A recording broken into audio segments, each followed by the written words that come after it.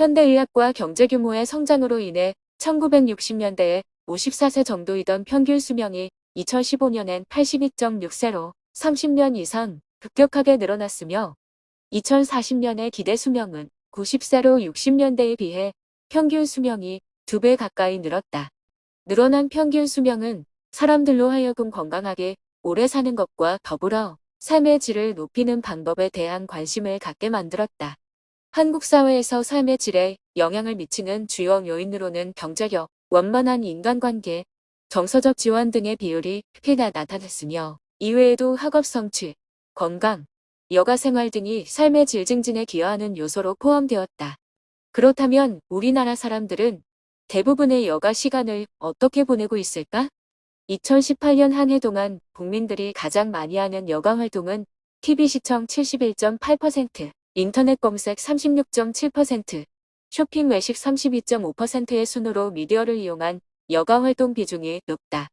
우리의 여가 시간 대부분을 차지하는 미디어 시청을 통해 우리는 소비, 생활 양식, 행동 패턴, 가치 구조 등의 영향을 받고 있다. 우리의 미디어들은 다양한 프로그램들을 통해 직간접적으로 제품과 매장 등의 광고를 시청자들에게 쏟아붓고 있으며 우리는 이를 통해 현대사회를 살아가는 보편적이고 표준화된 이미지를 무의식에 담게 된다.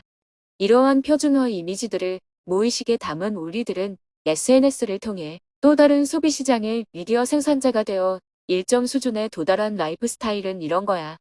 라는 자기 과시적 이미지들을 공유하여 마치 기업의 직간접 광고들이 우리 삶의 기준인 듯한 착각을 불러일으키고 있다. 캐나다의 스테빈스 교수의 유형 분류에 따르며 우리들이 주로 여가를 보내는 미디어 시청은 일상적 여가의 범주로 분류될 수 있다. 일상적 여가란 별다른 노력이나 특수한 훈련이 필요 없으며 TV 보기 등의 미디어 시청이 대표적인 일상적인 여가의 영역에 속한다. 우리나라 사람들의 여가 활동 중 가장 많은 부분을 차지하는 미디어 시청과 인터넷 검색, 쇼핑 외식 분야는 마케팅의 영향력이 극대화되어 있는 분야로 사람들은 미디어 시청을 통해 각인된 무의식을 통해 원하는 것이 곧 필요한 것이라고 일상적으로 오해하게 만드는 직간접 광고를 일상적 여가 활동을 통해 충실히 이행하고 있는지도 모르겠다는 생각이 든다. 2014년 말 이케아 광명점이 오픈한 뒤 가장 큰 타격을 받은 것, 가구업체가 아니라 용인 에버랜드라는 말이 회자된다. 과거라면 용인 에버랜드는 테마파크이고 이케아는 가구점, 둘이 경쟁 상대로 묶일 리 없었다. 하지만 이제는 영역 파괴의 시대. 각종 편의시설이 갖춰진 인테리어, 테마파크 이케아 광명점은 주말 에버랜드로 향하던 방문객들의 발길을 돌리게 만들고 있다. 스타필드 역시 마찬가지다. 전 세대, 온 가족의 분산된 니즈를 압축적으로 만족시키며 스타필드 하남 한 곳만 들르면 된다며 사람들을 유혹한다. 공업, 야구장, 마트로 향했던 이들을 흡수하고 있다. 하남의 스타필드는 전 세계적인 쇼핑몰 전문 운영기업인 퍼포먼스와의 제휴를 통해 국내 복합 쇼핑몰 중 2022년 기준 최대 규모인 연면적 46만 제곱미터, 매장 면적 15만 6천 제곱미터로 2016년 오픈했다.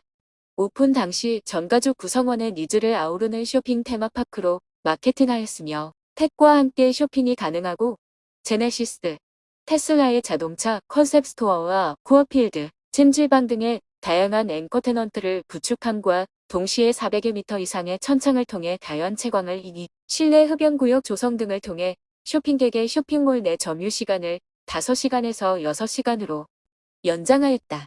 2021년 코로나 시국에 개점한 여의도의 더 현대는 개점 당시부터 포레스트 컨셉의 디자인이 입소문을 타면서 개점 1년 6개월이 훌쩍 지난 현 시점까지 내방얘기 끊이지 않으며 매출 또한 고공행진을 하고 있다. 더 현대에는 전통적으로 백화점에는 항상 있는 3대 유명 명품 브랜드 매장이 없으며 대신 2에서 30대에게 어필할 수 있는 무인 매장이나 스웨덴의 아르켓 등의 매장이 주요 테넌트로 구성되어 있고 이러한 결과로 더 현대의 일평균 5만여 명의 방문객 중 65%가 MZ세대라는 현대백화점의 발표는 기존의 백화점의 시장의 새로운 지각 변동을 예측하기에 충분하다. 이렇듯 각 기업이 조성하는 쇼핑 테마파크나 백화점은 몰의 외관, 주차장과 쇼핑몰의 거리, 고객의 동선, 몰과 화장실의 상관관계, 몰에서 내방객의 걷는 속도와 쇼핑의 관계, 푸드코트의 사용 빈도에 따른 내방객의 만족도, 피로도가 낮은 조명과 조도, 상주 시간을 늘리는 인테리어 등에 대해서 면밀하게 분석하고 공간을 만들어내며 정교한 마케팅으로 사람들의 무의식에 공간을 각인시킨다. 몇만 명이 방문하여 대여섯 시간을 보내고 비용을 지불하는 쇼핑 공간도 이렇듯 치밀하게 동선과 방향과 사용자의 니즈에 대해 분석을 하고 있는데 몇십만의 사람들이 아이를 키우고 생활하며 삶의 터전으로 살고 있는 우리의 도시와 건축은 사용자의 니즈와 이야기들에 대해 얼마나 고려하고 있을까? 쇼핑몰들이 고려하는 이 요소들의 만분의 1이라도 우리가 도시를 기획할 때 사전에 검토하고 이야기들을 모아서 반영한다면 그 이야기를 만든 사람들이 터전을 잃지 않고 그 도시에서 또 다른 이야기들을 만들면서 살아간다면 시민들의 여가 활동은 더 이상 누군가가 만들어 놓은 것을 소비만 하는 구조가 아니라 조금 더 주체적으로 스스로가 만들어가는 형식으로 변화하지 않았을까.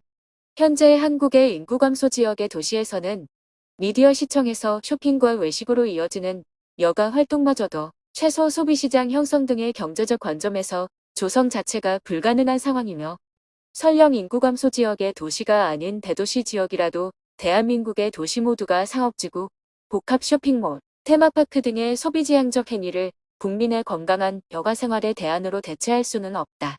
2021년 경제가 발전한 국가일수록 경제 성장보다는 도심 녹지가 시민 행복에 더 결정적인 영향을 미친다는 연구 결과를 보면 공원, 정원, 천변 등 도시 속 녹지 공간은 미적 즐거움과 신체활동, 사회적 상호작용 촉진 등 긍정적인 영향을 준다는 것이다. 1인당 국민 총소득이 3만 8천 달러가 넘는 도시에서는 녹지 공간 확보가 경제 성장보다 중요한 요소라고 나타났으며 한국에서도 동일하게 나타났다. 이렇듯 우리가 건강한 여가 활동을 하면서 행복한 삶을 영위하기 위해서는 우리의 주변에 도심 녹지와 공동체 공간의 비율을 높여 소비를 통한 효율성을 지향하고 화합을 위한 비효율성과 비소비지향적 행위를 통해 공동체를 회복하는 것이 우리의 대안이 될 수 있지 않을까? 앞으로의 우리의 도시와 건축은 다양한 분석과 이야기를 통해 거주자들의 무의식을 점령하는 것까지는 불가능하더라도 거주자의 라이프 스타일과 행동 패턴을 분석하여 그들이 원하는 도시를 만들기 위해 과정을 만들어내고 사람들을 세워내는 공동체로 다시 태어나야 할 것이다.